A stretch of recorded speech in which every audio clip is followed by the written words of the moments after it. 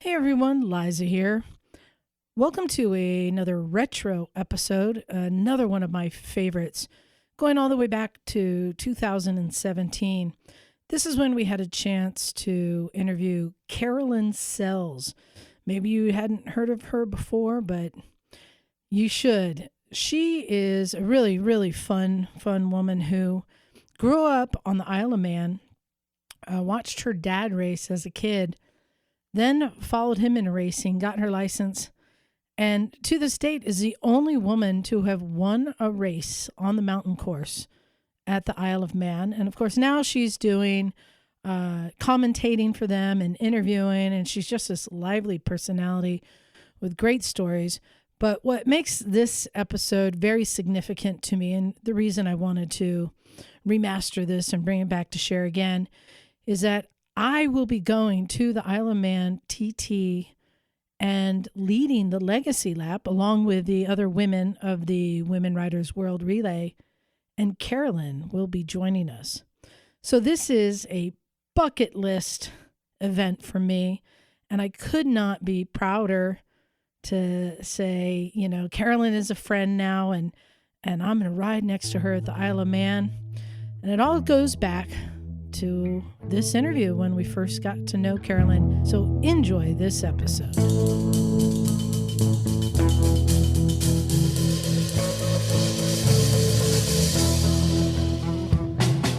Welcome to Motorcycles and Misfits here at the Recycle Garage in sunny Santa Cruz. Oh, and it is sunny today. How cool's that? It's always sunny here. Oh, I know. It's always sunny in my heart, darling. So, today we have another episode of, you know where we're going, Jim? Dun dun dun dun. Emma's History Hole. It's dark and it's deep and it's full of cobwebs. And slightly mysterious. I've got a fabulous show this week. I really do. And it's at a request from one of our long-time listeners, Ken Haylock. Hey, Ken. Ken, Yeah. shout out. Ken has made multiple requests, and quite rightly so, because when I read this story, I'm like, this is fantastic. Young lady called Carolynn Sells. Now, Carolynn Sells made quite an achievement and very iconic figure in the world of motorcycling on that side of the pond. Joining us tonight, before we get into her story, I want to let you know who's in the garage with us tonight. So, I'm Emma, darling. Naked Jim. Liza here. Hey, this is Yuri. Now, for those of us who are regulars at the garage and know Yuri, we can tell you, he is our resident Manx Grand Prix racer. So, on with the show. I am so excited about this. Carolynn, are you there? I am. Hi, how are you? Hey. Hey, Carolynn. Fantastic. Well, Hi. Carolynn is on Skype from her home. You live in the Isle of Man, don't you? I do. I live in the west, not far from Ballacrane traffic light. Fantastic. Well, the time is currently 1:15 p.m. in California, and I'm guessing it's 9:15 in the evening for you. It is, yeah, it is. So, Carolynn, would you like to tell our listeners what you did that makes you such an icon in the world of motorcycling? Well, I've done several things, but in 2009, which is now, nearly 8 years ago, I became the first woman ever to win a motorcycle race on the Isle of Man TT course by winning the Manx Grand Prix ultra lightweight race. That is a fantastic achievement. And bear in mind, Carolynn, most of our listeners are American. Ken obviously isn't. But for our American listeners, would you be kind enough to give us some history of, I'd like history of the Manx Grand Prix, but some history of the Isle of Man and motorcycle racing, because there's a whole culture that goes with it, isn't there? There is, yeah. Road racing, which is where people close everyday roads that people drive on to the shops, to their homes, to wherever. Road racing has existed on the Isle of Man now for well over 100 years. TT has been going for in excess of 105 years. The Manx Grand Prix has been going on now for nearly 100 years and has been organised by the Manx Motorcycle Club for most of that time. Originally, it was called the Amateur TT because it was aimed at people who didn't have an international race license, etc. So people could come and race at the Manx Grand Prix with their club licenses at the time. Okay, so that's some history with it. So it's a very, very old event. And in 100 years, you're the first woman to win it. This is extraordinary. In an earlier MS History Hole, we talked about Beryl Swain, who I'm sure is a name that you're familiar with. But even so, to actually win it is such a huge achievement. Well, yeah, because actually, at the Beryl Swain raced in the TT, and when she raced in the TT in the 60s, she did it for 1 year, and then the organisers of the TT decided that as a woman, she was not strong enough and she was not capable enough, and they revoked her license. They took I her thought license she. away. No, they took it away and they wouldn't let her do it again because she's a woman. Purely because she's a woman. No, just because she's a woman. Outrageous. Absolutely outrageous. But worse than that, the Manx Motorcycle Club, who organised the Manx Grand Prix road races, didn't let a woman race on the TT course until 1989. So the year that I won, was 20 years, almost to the day, since women had first been allowed. And that was Gloria Clark, who was the first woman to enter. Yeah, there's a lot of contention surrounding the whole thing. Gloria was the first woman to actually race. There was another woman called Liz Skinner who she had practiced first, I think it was. But Gloria was the first woman to actually start a race because she was a newcomer. So, and she was in the newcomers races, and Liz's race wasn't until Wednesday and Gloria's was on the Monday. So there was a bit of tension there, I think, for a long time. But yeah, officially, Gloria was the first woman ever. It's fascinating to just the stuff you've done recently, but take us back a little bit. Take a note. Let's go back all the way. I think some of the best stories might be coming out of your childhood. So tell us about your introduction to motorcycles. My dad started racing when I was little. I'll be 44 this year, so I was born in 1973. My dad started racing in 1979 on old classic bikes that he used to build in the shed outside. And that was it, really. He threw a little bike together and we used to go off racing. So most of my childhood was spent trawling around in an old clapped out transit van going down the motorway, following another clapped out transit van to Cadwell Park or Brands Hatch or Mallory Park, and then playing in the woods while Dad raced around this little bit of tarmac for a little while on his old bike, and that was it. That was my childhood, and I loved it. It was amazing. I'm sure you must know that all of us in the room and probably all of our listeners are so jealous of your childhood. I know. And at the time I didn't appreciate it. Really, I didn't. You say, oh God, we're here again. What are we doing here? Oh, can we not go to the park? Can we go ice skating? Or, but now when I look back on it, it was amazing. When I was 10, myself, my brother, and my parents travelled around Europe on an old Norton ES2 and sidecar for a month. And we went all through France, Germany, Belgium, Luxembourg. I think we broke down about 20 times.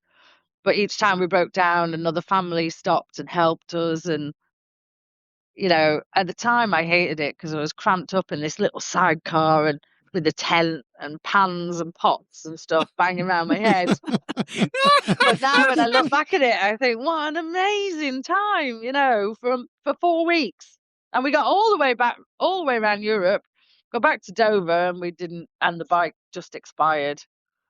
So And that was somebody the had end to of that. drive. Yeah, that was it. Somebody had to drive down from Northern England to come and pick us up from Dover because the bike it was like, I've had enough. That's it. No more. And the thing I wanted to make clear to our listeners, I mean, these were old classic bikes then, because Yeah. that trip, I'm guessing you made sort of early 80s, but an ES2 is a bike from the 50s?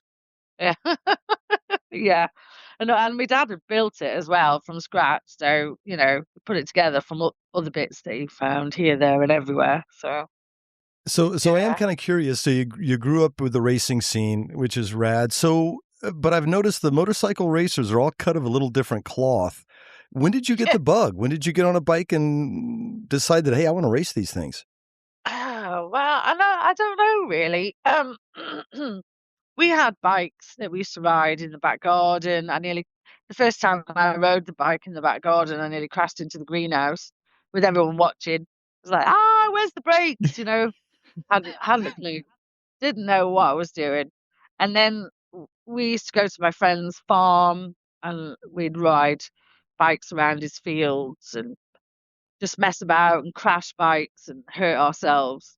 And then I got a road bike when I was 16. I had an RD50, Yamaha RD50 with a Micron exhaust. Oh, yeah, very nice. When you were 16? Yeah. Oh, It only took about wow. 45 miles an hour, but you could hear me coming for about 20 minutes. It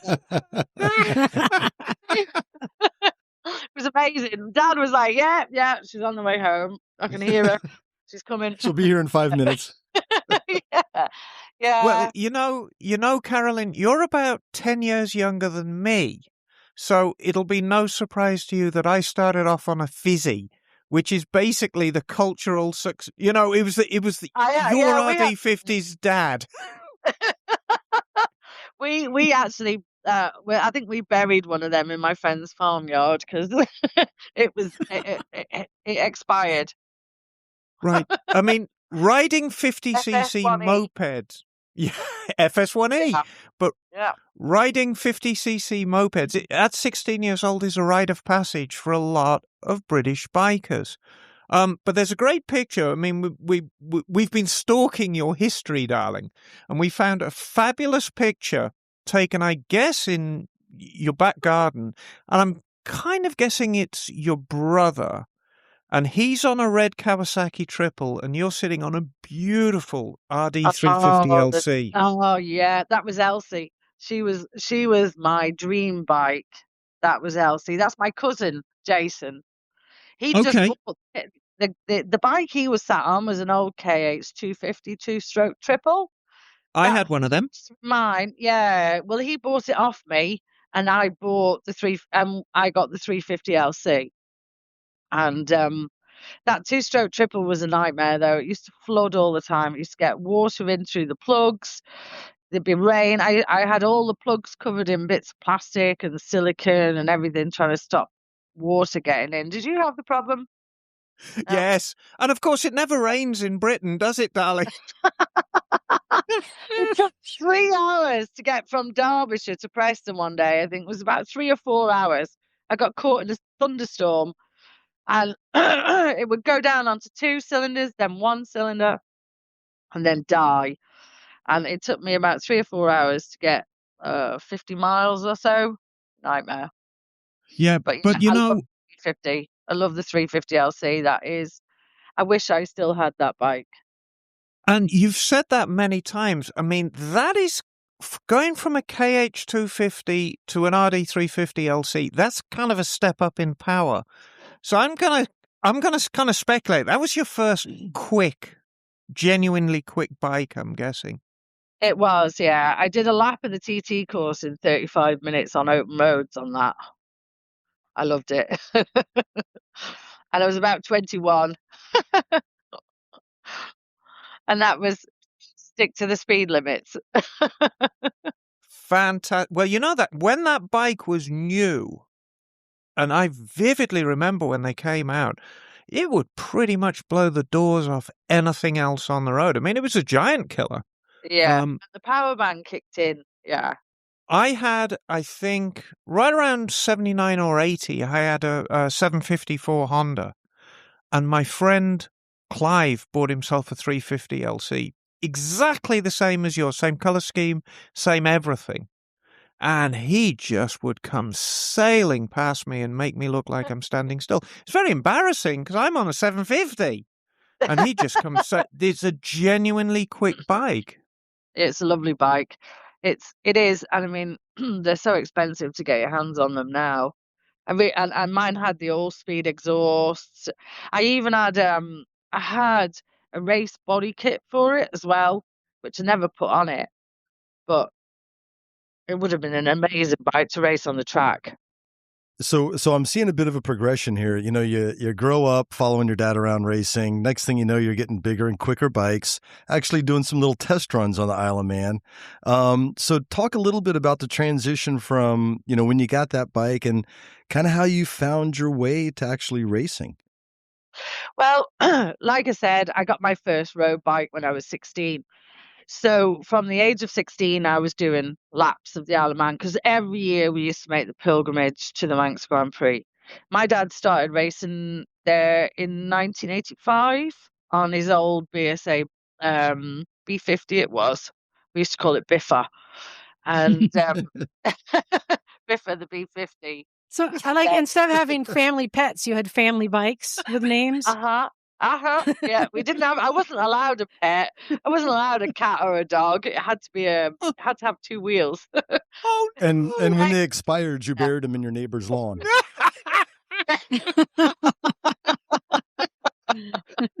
Yeah, pretty much. Yeah. So you'd been going to the Manx Grand Prix since 85. So I'm guessing you're very familiar with it. You're already riding a fast road bike. Yeah, I can see the progression. Well, in 1985, no, I didn't get the 350 LC until 95. In 1985, I was 12. So Right. I didn't have a road bike then. But then in 1989, I had my RD50. In 1990, I had an AR80. Then in, oh gosh, 91, 92, I borrowed a YB100 it was. I borrowed one off somebody and I used to take that over to the Isle of Man as well. And I borrowed that to do my test on.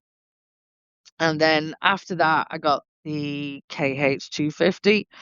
And then 95, I think it was, I got the 350 LC. But yeah, I remember going around the TT course at 16 years of age on my little RD50, you know, micron exhaust, wringing its neck. And I don't think it really occurred to me then, but maybe a couple of years down the line, and I thought, you know what, I'm going to do this. I want to do this. But at the time, I mean, it was only 1989 that the first women were allowed to race, you know, and I was 16 then, and I used to dream about it a little bit, but it never occurred to me that, you know, women weren't allowed to race at that point. It never even struck me, I don't think.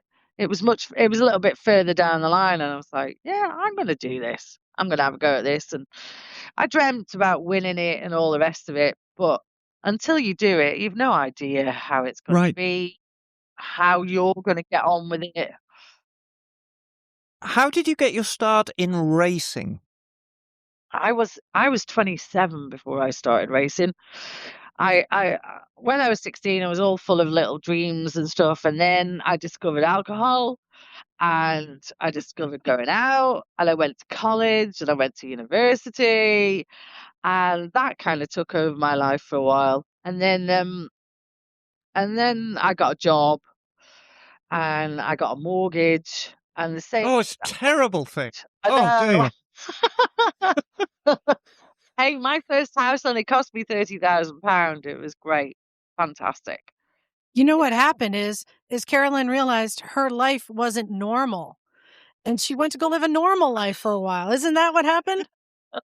Well, no, not really, because the year that I got a mortgage was the year that I took up racing. So, and I kind of went, yeah, I'm going to do both of these things. It was like, oh shit.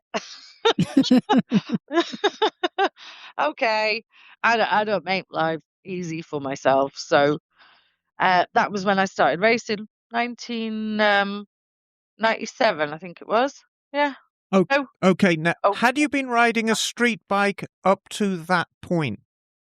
I rode road bikes right up until I started racing. And I started racing it was 2000 I started racing. I had a road bike. I progressed from my 350 LC. I had a 400, an NC30, the VFR 400. And that was the road bike I had for a little while. And when I had that bike, I had that for a few years, and then I started racing in year 2000. And my first race was just a race over here in the Isle of Man, up at Derby, on my dad's 250, two-stroke TZ. Oh, okay. Yeah, so a classic That's Yamaha. two-stroke. Yeah, Right. Yeah, actually, going back. 350. It was the 350, which was an angry, angry little thing. But the first race I did was on the 350, and then I did a couple on the 250. So Okay, and you were obviously, number one, you enjoyed it, but how yeah, I competitive did. were you in the early days? I mean, did you place well, or were you down the field? How long did it take you to get really to the stage where you could win a race? Well, here's the story. The first race I ever did, I was knocked off and knocked out, and I was about second to last or something like that. I was right at the back of the grid. Guy behind me came off his 125. I was on the 350, I think. And he came off his 125 at the chicane. I went round the chicane. His bike went straight through, took me out, knocked me out for about 5 minutes. So that was my baptism of fire. That was my first ever race. Wow. Okay, and then so All I remember is trying to get up off the floor, and the marshals was practically sat on my back. And I'm like, I have this other thing that I suffer a bit from claustrophobia, especially in my helmet. So I'm lying face down on the floor, and I'm like, I can't breathe, I can't breathe. I was trying to get up, and they're pinning me down, going, no, don't get up, don't get up, you've hurt yourself. And like, I'm going, I can't breathe, can't breathe. and I feel for you, Carolyn, because I suffer from claustrophobia as well. So, okay, not a good start. Moment one day, and I had a massive panic attack.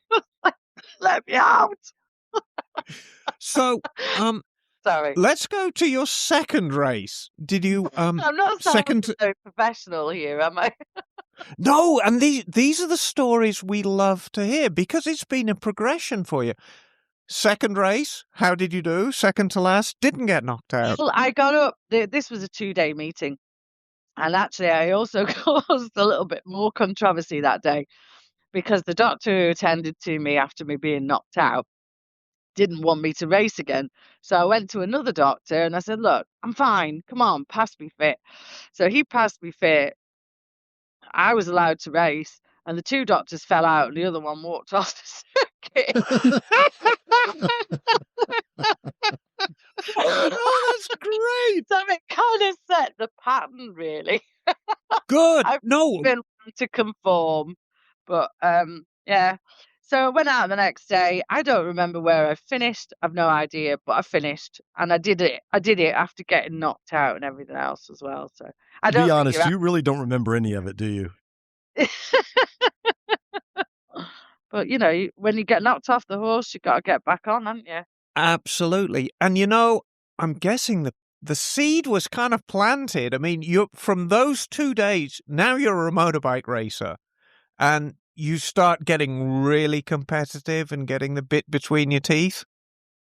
Yeah, I did a couple more races on the 250, and although I love two strokes, absolutely love them. You know, the TZ, it was an E, I think, TZE. It was an angry little thing, you know, and it's quite difficult to manage when you're trying to learn the circuits, you're trying to get used to, you know, always been a road rider, so I used to ride with my toes sticking out and things like that, you know, and there was so much to learn that I was really struggling with the bike.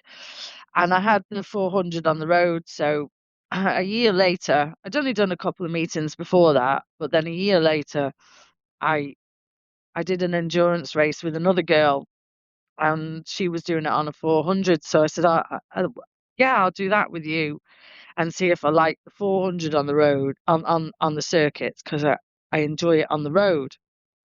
And it was a lot easier to ride. You know, it's a lot easier a bike to learn on when you're trying to learn everything else. You're trying to learn a racing skill. You're trying to learn the circuit. You're trying to learn to keep your feet in, to stick your knee out, to put your, you know, it was a much easier bike to learn on, and that's kind of how I started.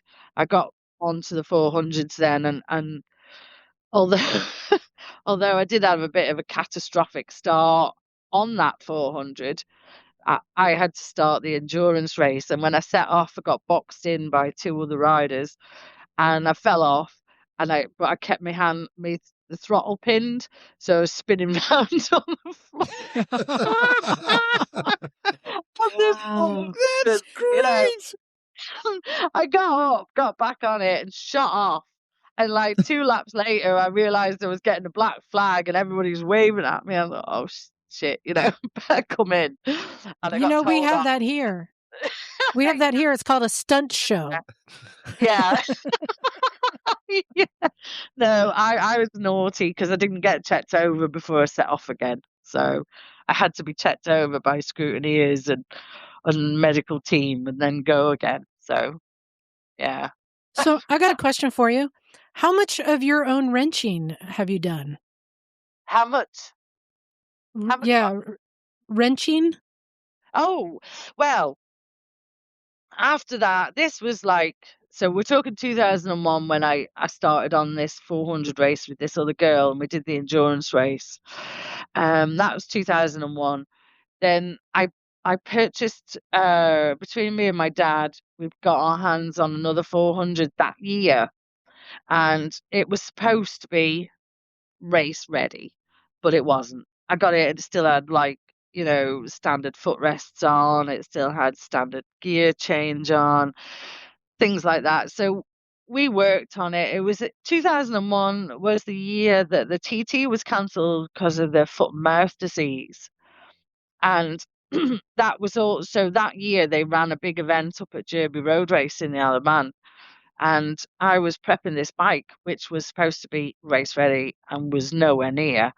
So I was outside my mum and dad's house prepping this bike, and Manx Radio came up to me and they were like, "Oh, what are you doing?" I was like, "Oh, yeah, you know, I'm going to have a little go up at Derby."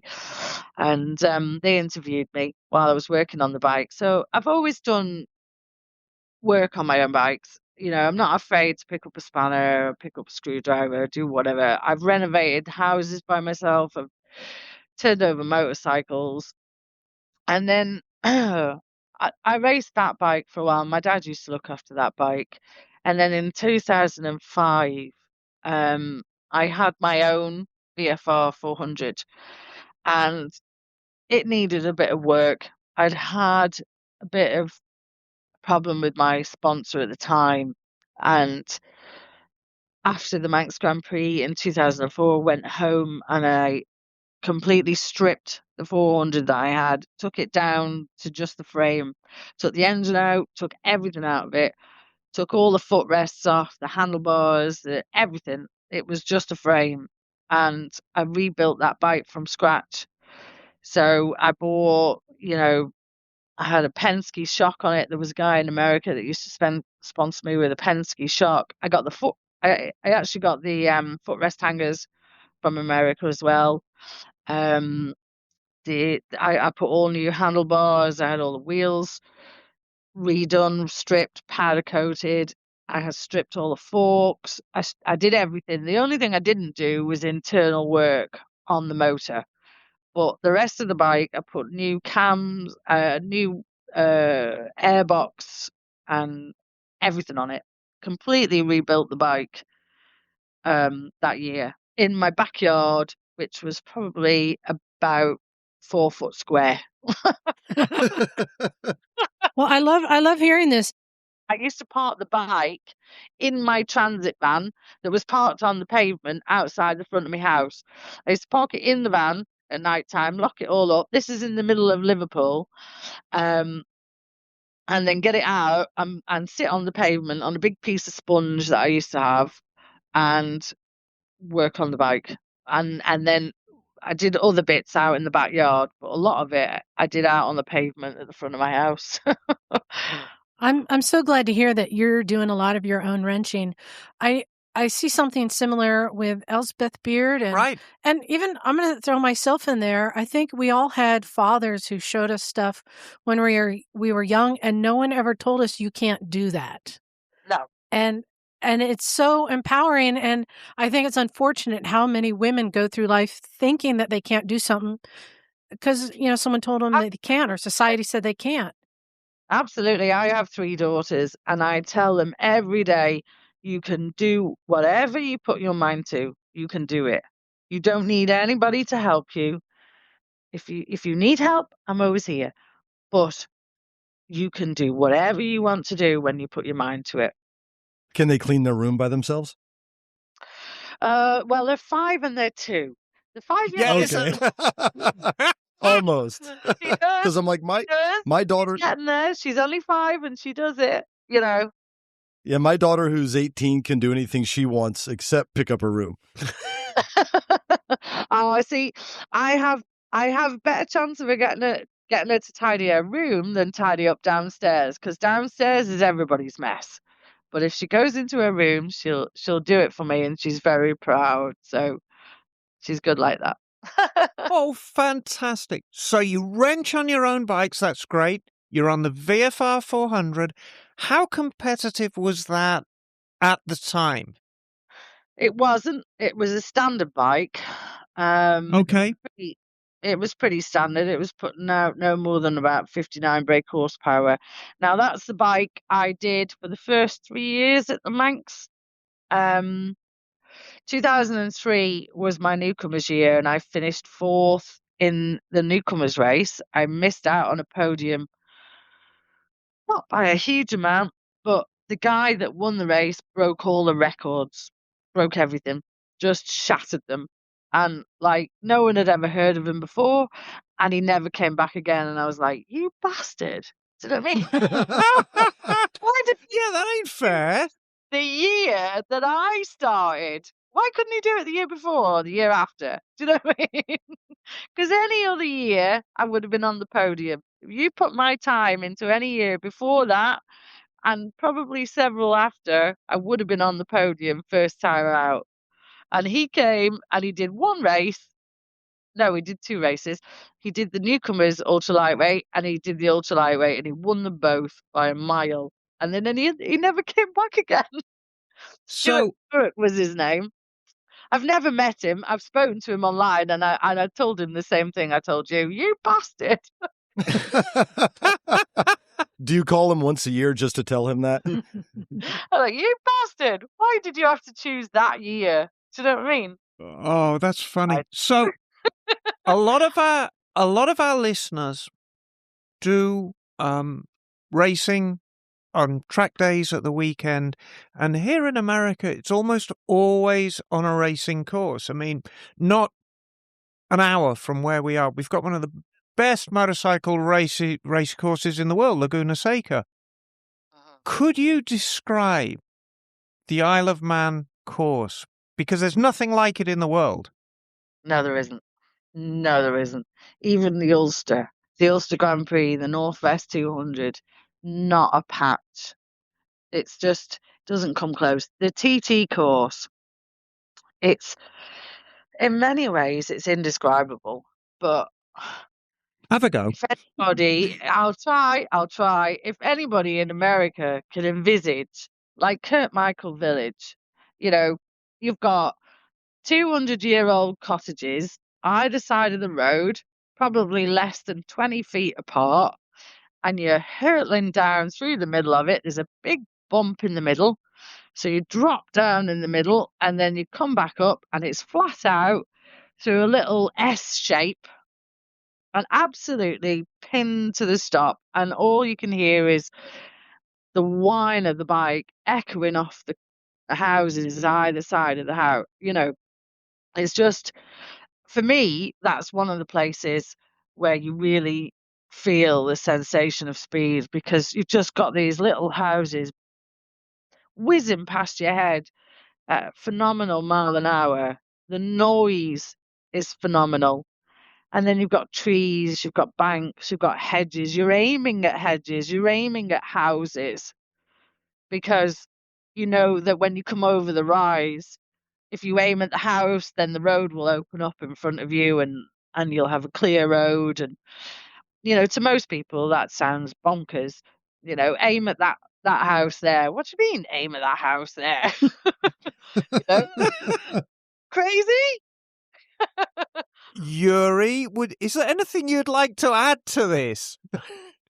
Well, that's a wonderful description, and it instantly awakens and brings back the sensation that Carolynn was just describing. That one part of the course, the Kirkmichael area, you really get the sensation of speed with the cottages on either side, and it's definitely a special moment in time each time you do it, and it it can only happen a handful of times if you're lucky with weather permitting that you're put in that situation, but it sticks with you, just like I said. And then you're going down Silby Straight, which is tree lined either side, and it's quite bumpy, but you're flat in six. So on a 600, you're doing 175 stroke, 180 mile an hour.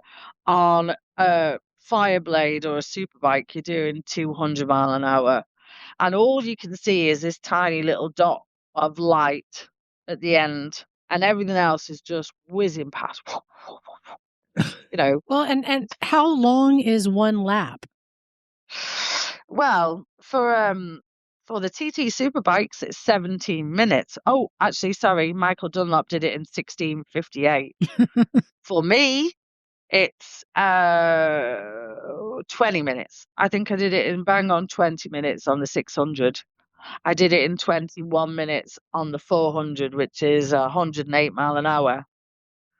And then, there's a lot of different speeds. John McGuinness did it in he did it in 20 minutes and 10 seconds on a 400. So I'm only 50 seconds slower than John on a 400 ever. We're talking 37 TT. This is 37 miles per lap. Mm-hmm. So as a racer, that would be so hard to memorize. Every mile. I mean, when you go on a small track, you're memorizing every turn and what gear to be in and come in at this angle and your line. But for 37 miles, I can't even imagine, unless you have an unfair advantage. You have an advantage. You grew up riding there, didn't you? I do have an advantage but I never lived here. That's the thing. I didn't live here until the year that I won. I didn't live here at all in my childhood. And, I was coming here every year just for 2 weeks. And that was it. I came here for 2 weeks and I buzzed around on my little bikes. And then I went home and I came back a year later. I didn't come here and go round and round and round and round and round. I know for an American, I can't. This is something I often say to newcomers. It is that, because I'm a rider liaison officer and I work with newcomers, I train newcomers on the circuit. I have no idea. I cannot remember what it's like to come here and not know the place, have where I'm going.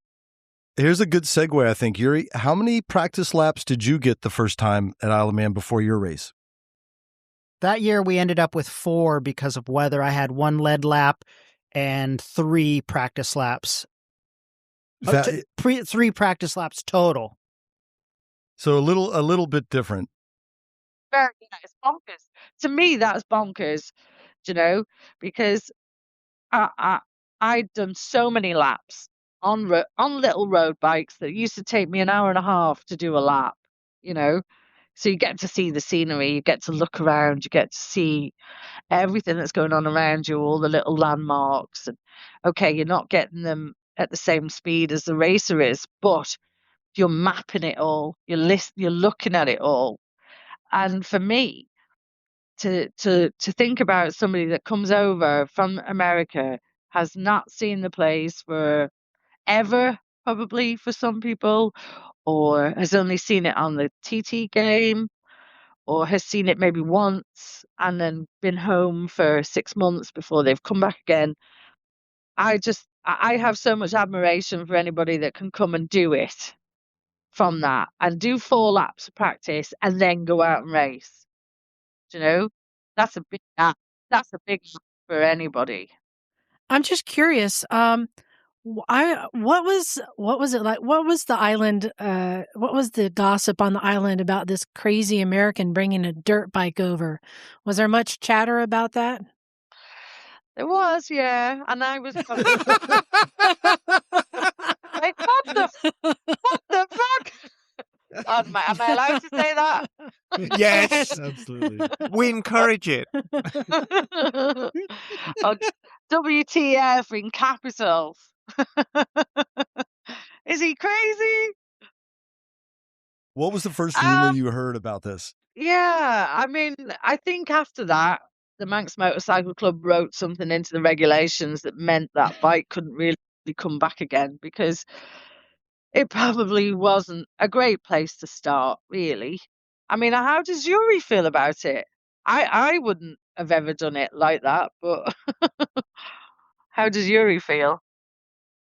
Well, it was definitely on the goofy side of things, but I had been watching the results for years, and I had kept seeing that caveat in the rules of, single cylinders welcome, and I think I kind of knew in the back of my mind that didn't really mean bring a scrambler over, but I didn't see specific language preventing it, so I just thought, hey, let's try and bring this over. So Yuri, just for people that are listening, say what you brought over to this iconic historical motorcycle race. What did you bring over from America? I brought over 2 single cylinder off-road motorcycles converted to road racing specification.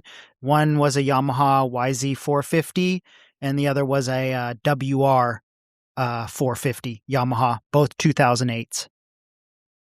And how do you feel about what you rode on the?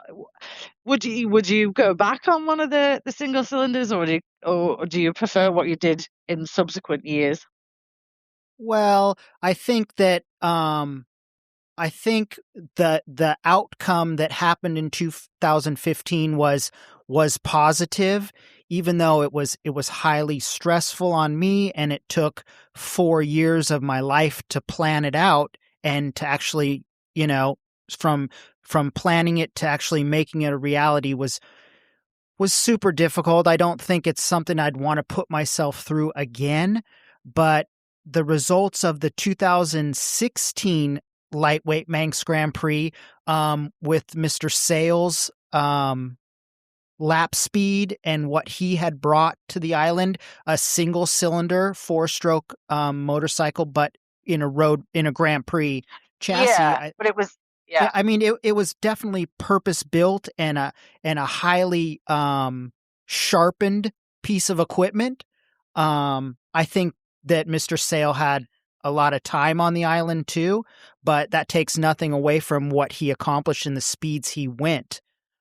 So Dan is but he worked hard on that project. Dan actually won the lightweight race the same year that I won the ultra lightweight race, and those two races were run concurrently. Wow. So Dan and Neil Kent were dicing for the lead the whole way through that year, and there was less than a second in it between them. Right. And then I was in the ultra lightweight race, which set off several minutes behind them. But actually, interestingly, I was told during the interview afterwards that I finished 5th in within the lightweights as well. Right, overall. So Dan and Neil were 1st and 2nd, and I was 5th overall. Yeah, that's great. And it with all the 250s and the 400s. Yeah, that speaks volumes about an accomplishment like that. So I'm curious, Carolyn. So we know that Yuri coming over with these strange bikes, he met some sort of obstacles there. But as a woman, did you experience anything like that, or were you openly accepted? Well, I didn't really experience a lot because I'm very bolshy. I don't know if you've noticed. And I don't take no shit, like, so. I've never had a problem like that, to be honest. I've always been a tomboy. I was a tomboy when I was a kid. Growing up, I've always knocked around with boys. I've always got on better with boys, which isn't necessarily true because all my closest friends are girls. But in a general sense of growing up, I got on better with boys. You know, I was a bit more rough and tumble, and I would climb the highest tree and I'd fall out of the bloody thing as well. You know, and I didn't mind falling off bikes. I don't mind hurting myself. I'm not precious in any way. So I've always been quite accepted. I did come across quite a bit of negativity after I won, and people saying, "Oh, she only won because of this," or "She only won because of that." But at the end of the day, in that race, my fastest lap was like 2 miles an hour faster than most of the other people in the rest of the race. Do you know what I mean? And can we just talk about that victory, Carolyn? What were you riding? What was your average speed? And when did you know you won? Well, right, I was riding an SZR 400. I'd been sponsored by Martin Bullet Race Team for 6 or 7 years. And for the last year that we did it, I was always racing Hondas. I love Hondas.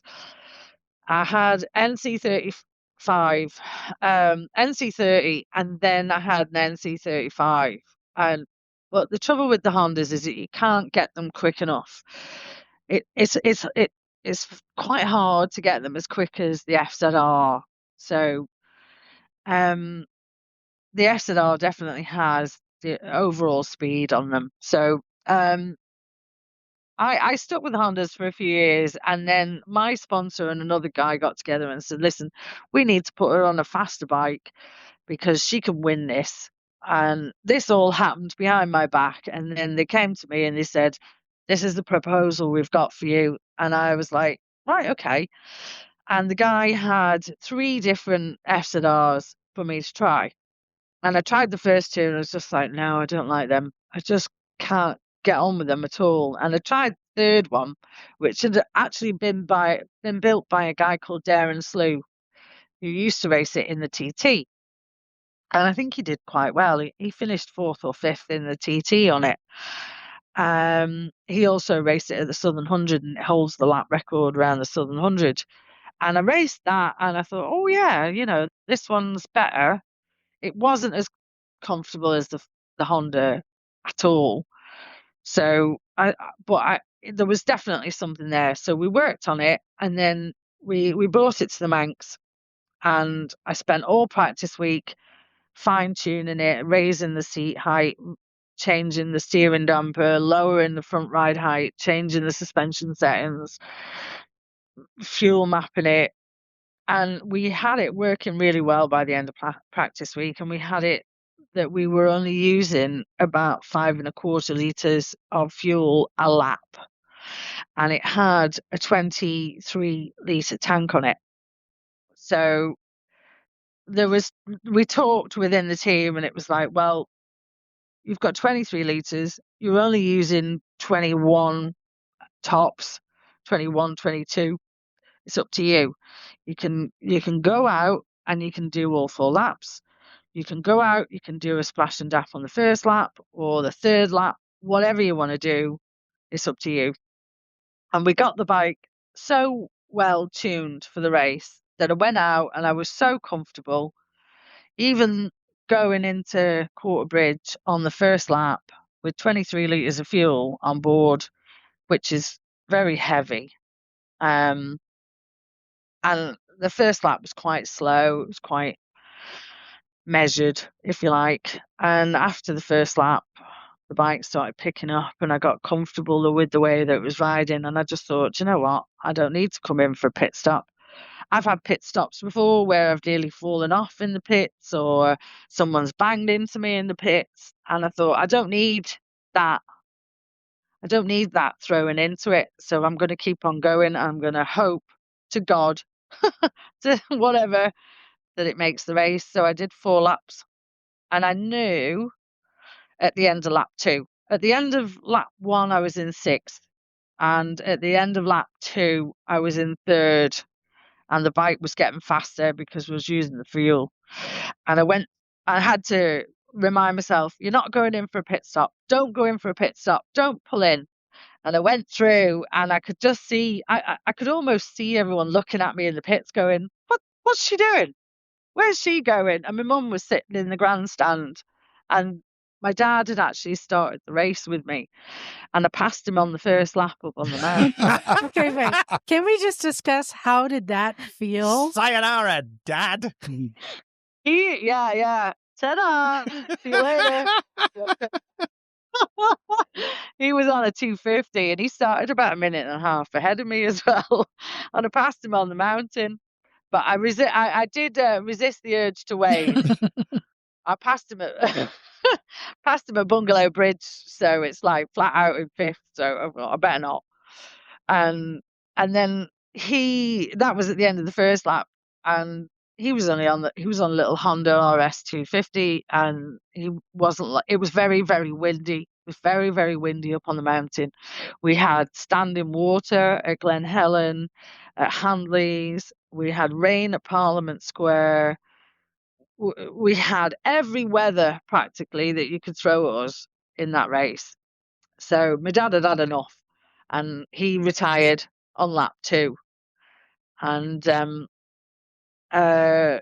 yeah, but apparently my mum was sitting in the grandstand when I went through on the second lap and she's like, what, Carolynn? Come back here.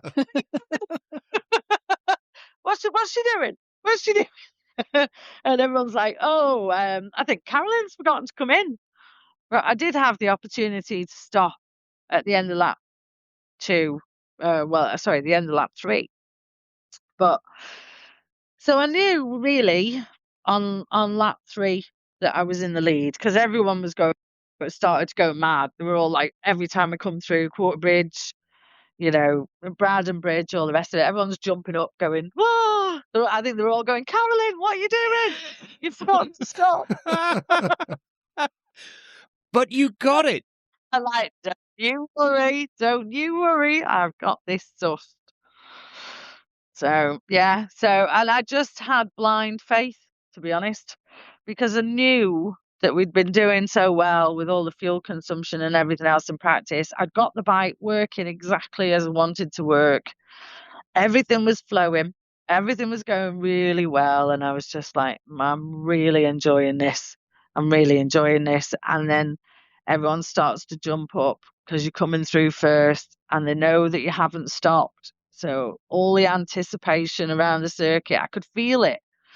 I could feel everyone getting really like, oh God, what's she doing? What is she doing?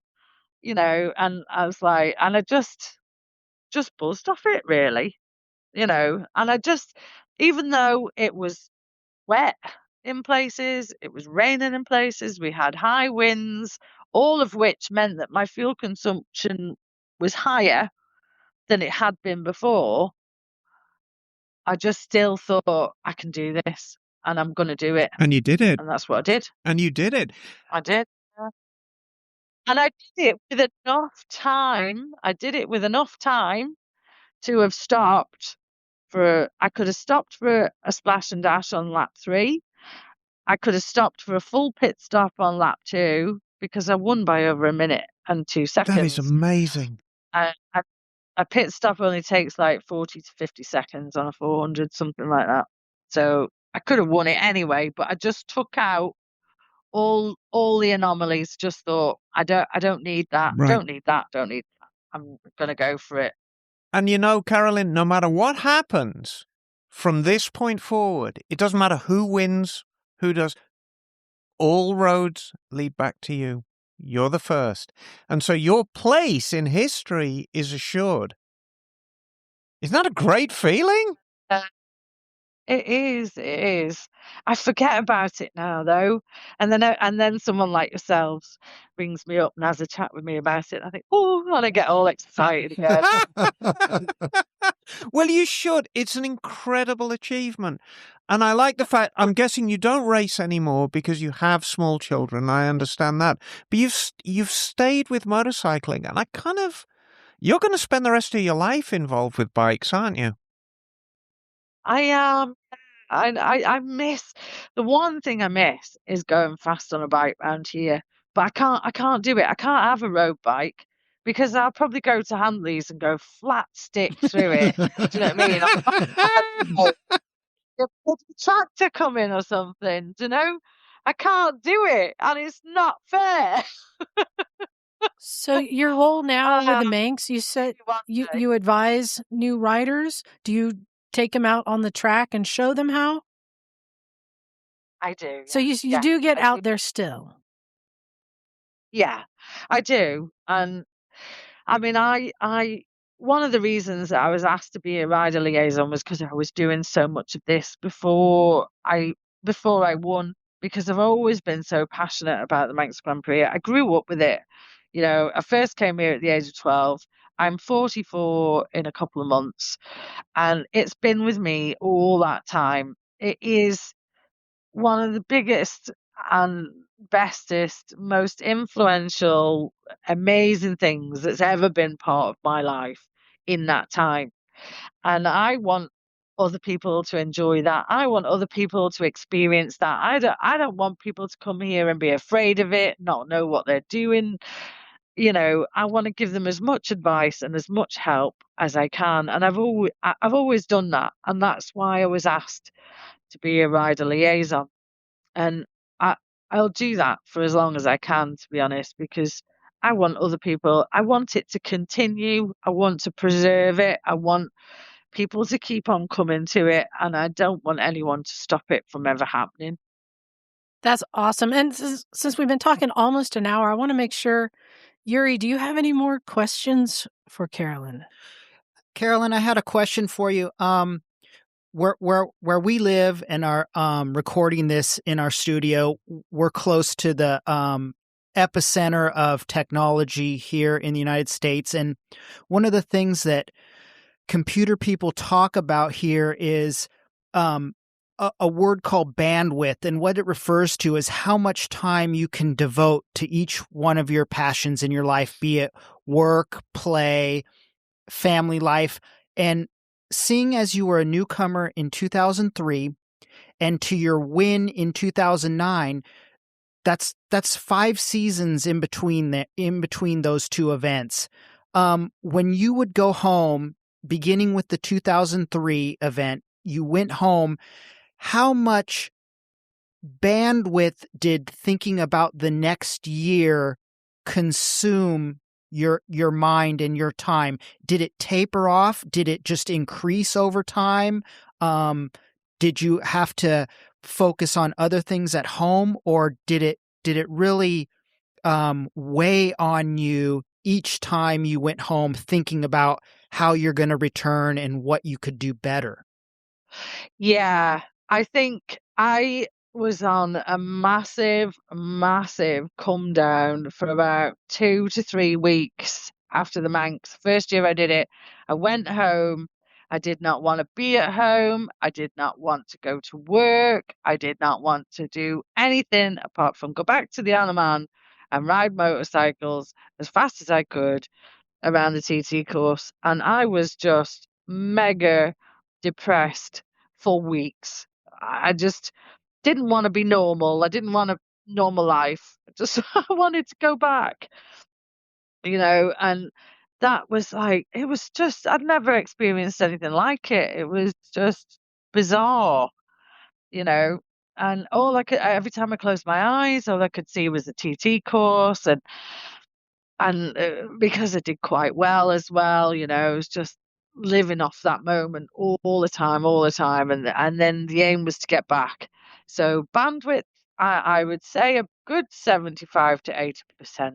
Well, I'd say. it really makes me feel good to hear that, because I thought I was abnormal. No, not at all. And it must be even worse for you because you're so far away. Yeah.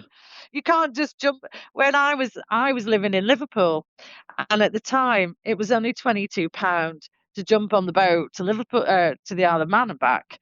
So I lived in Liverpool. My bike was in the Isle of Man, and my mum and dad were in the Isle of Man. I just used to jump on the boat, go over, get my racing fix, and then come back again.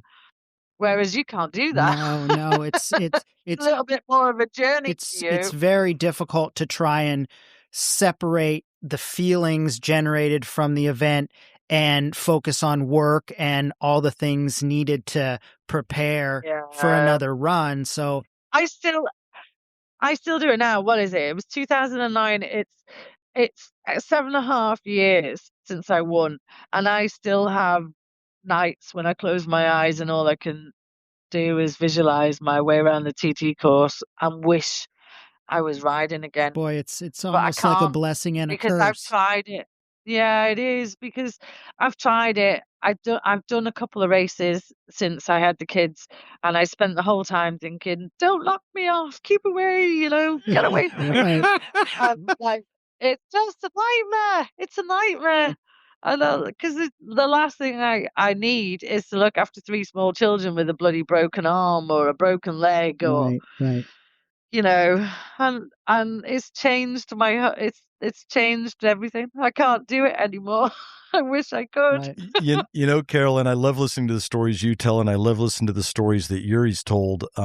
Because Yuri just was in love with the place when he came back. You could tell it had a special charm over him. But understanding that your role now is to orient new riders, and the fact that Yuri had a whopping 3 or 4 test laps, or practice runs before he had to race. Yuri, if there was a bit of wisdom or two you think should be shared with new to the course riders that maybe Carolynn could impart on them, what would have been some good, gosh darn things to know about the race before you showed up? It's a difficult question, but one of the main things that I've taken away from it was, if you make it to being physically on the island and immersed in what's about to take place, I would say the main thing is to seek out and listen to as many voices that are there to help, and try to control the question asking, keeping it to a minimum, meaning listen to everything everyone has to say and not try and put your 2 cents in of, I saw this on a video, or I saw this on, someone told me this, that, or the other thing. It's to listen to those that know and not supersede what they're trying to tell you with inattentive attention to what they're saying. Absolutely. And for somebody who had ridden around the circuits for so many years before I raced, it's still, and it might seem like an odd thing to say, it still doesn't prepare you for going around there at race speed. I knew my lefts from my rights, which is brilliant, which is a lot more than probably Yuri had. I knew what was coming up next, but I don't think it still prepares you. It just, it is just something that is so far removed from anything else that anybody ever does anywhere that it doesn't really prepare you for that, you know. And the main part of anybody's learning is on track. You can do as much homework as you like, and do the more you do, the better.